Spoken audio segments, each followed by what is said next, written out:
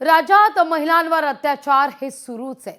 3 विवाहितांच्या आत्महत्येनं आता महाराष्ट्र हळहळलाय. पनवेल, नाशिक आणि अमरावतीत विवाहितेनं जीवन संपवलेलं आहे. हुंड्यामुळे होणाऱ्या छळाला कंटाळून हे टोकाचं पाऊल उचलल्याचं पाहायला मिळत आहे.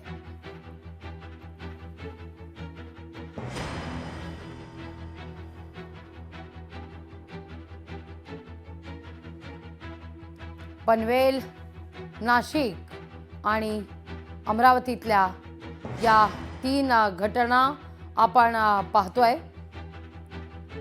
पनवेलमधल्या पेठाली गावात सासाच्या छळाला कंटाळून विवाहितेनं वाढदिवसाच्या दिवशीच आपल्या पोटच्या मुलीची हत्या करून स्वतःला सुद्धा संपवलेलं आहे. तर नाशिकमध्ये देखील असाच प्रकार समोर आलेला आहे.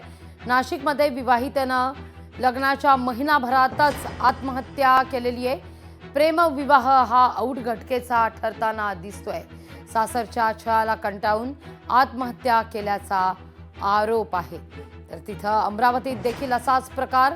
सासरच्या जाचाला कंटाळून विवाहितेनं वरुड तालुक्यातल्या आमनेर इथल्या विवाहितेनं हे टोकाचं पाऊल उचललेलं आहे. लग्नात आंदण कमी दिल्यामुळे सासरी विवाहितेचा छळ होत होता असा आरोप आता करण्यात येतोय.